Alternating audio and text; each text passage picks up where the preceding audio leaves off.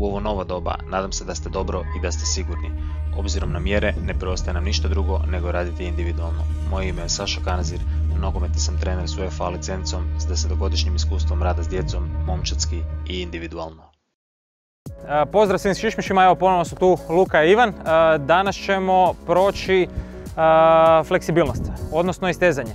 Što se tiče fleksibilnosti, imamo dvije vrste fleksibilnosti. Jedno je statička fleksibilnost, jedno je dinamička fleksibilnost. Dinamičku fleksibilnost to smo pokrili u prethodnim videima, ukoliko niste našli pogledajte link ispod. A što se tiče statičke fleksibilnosti, danas ćemo obraditi. Nekoliko stvari samo uvodno. Dakle, dinamička fleksibilnost se radi prije početka aktivnosti. Statička fleksibilnost se radi nakon aktivnosti. Dakle, ukoliko govorimo o utakmici treningu, prvo radimo dinamičku fleksibilnost, na posljedku poslije treninga radimo statičku fleksibilnost. Nekoliko stvari još koje su izrazito važne, znači ovaj dio fleksibilnosti je jako često zapostavljen kod sportaša. Ono što je po meni možda najslikovitiji prilaz, zamislite balon na vodu i loptu. Ukoliko bacim dolje balon na vodu pukne zato što je prenapregnut. Ista stvar se događa i sa mišićem. Ukoliko samo treniramo, a ne istežemo se, mišić će postati prenapregnut i puknut će. Odnosno dolazit će do pucanja, odnosno do ruptura mišićnih vlakana i kratko rečeno dolazimo u probleme. Što se tiče fleksibilnosti, druga stvar koja je važna za napomenu, znači razlika, odnosno statička fleksibilnost je kad istežem neki mišić, nađem položaj do kojeg, ajmo reći, boli, do granice boli i tu zadržavam. Koliko dugo treba zadržati, dakle postoje različite istraživanja, ono što je, ajmo reći, ono što ja primjenjujem i govorim svojim sportašima, da svaka vježba koju radim, da zadržim 30 sekundi. Dakle, postoje dosta velike razlike ukoliko se radi 15 sekundi i ukoliko se radi 30 sekundi. Preko 30 sekundi te razlike su sve manje i manje, prema tome 30 sekundi je dovoljno za vježbu koju radimo. Ukoliko se radi o ekipi, moj savjet je da se jedan igrač sjedne u sredinu, ostali se stanu u krug oko njega i igrač pokazuje vježbu koju radimo. Da imamo ipak obrise ekipe, igrač u trenutku kada mijenja vježbu pljesne i svi ostali u principu znaju da je vrijeme za novu vježbu. Evo, dečki će pokazati danas set vježbi istezanja u principu s kojim ćemo pokriti sve dijelove tijela koji su nogometašima pod povećanim u principu naporom. Evo, može dečki krenite. Znači krećemo sa vježbom broj 1.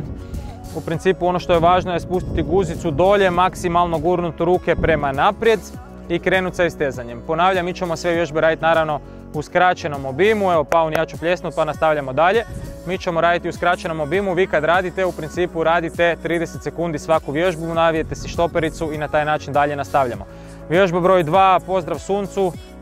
Ukoliko radimo pravilno, znači kad digne gore glavu, osjetit ćemo trbušne mišiće da ih istežemo i da na taj način u principu radimo na fleksibilnosti trbuha. Može, idemo dalje nastaviti. Ok, izrazito važno, ono što je samo naputak, probati okrenuti tu ruku koliko god da je moguće i okrenuti odnosno prsni koš okrenuti maksimalno moguće. Ova noga je pod pravim kutem. Ok, dobro. Mijenjamo drugu stranu.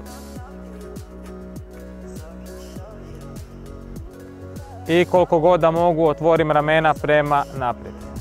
Super.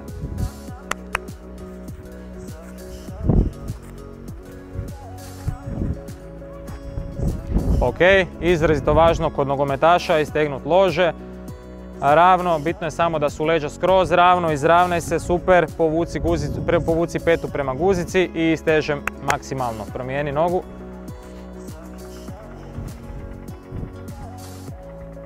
Moramo proći sve najveće skupine mišića, pogotovo ono što je pod povećanim naporom kod nogometaša. Super, nastavljamo dalje.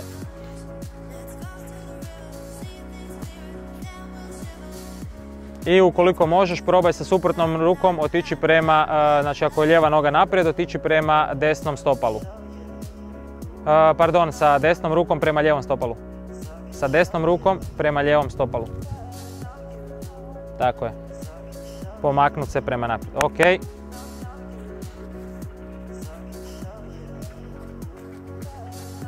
Nagni se još naprijed na nogu. Pravi kut, tako je. Ok. Nagni se koliko god da ide, čim osjetiš da zateže, tu zadržiš i ponavljam 30 sekundi držimo svaku pojedinu vježbu. Ok.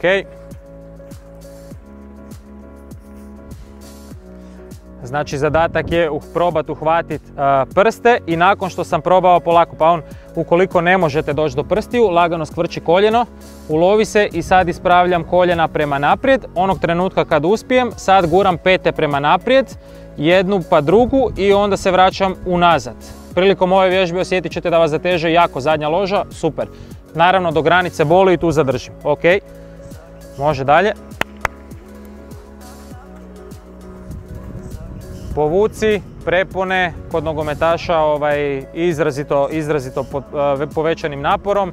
Jako bitno, laktovima možemo gurati koljena prema dole. Dečki, znači možemo ne ostaviti tako kako si ostao i sad laktovima lagano guraš koljena prema dolje i radiš dalje taj leptir koji si radio. Super, što jače idem, što jače mogu prema dolje. Ok, dobro, može dalje. Super, znači iz leptira krenem u istezanje, bravo.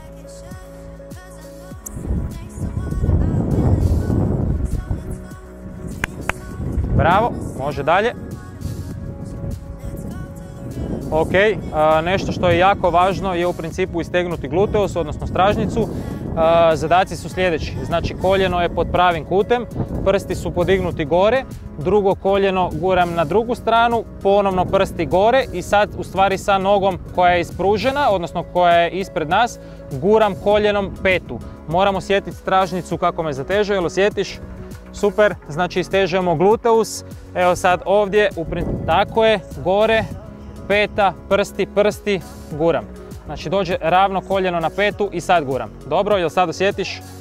Super, ono što se često dogodi da igrači počinju držati dah, dakle dečki samo disat. Dobro, druga noga. Leđa dolje, skvrčeno, prsti gore, koljenom guram petu. Odlično i možeš si naravno rukom probati malo pogurnuti do granice boli, bravo, prsti. Super, ok.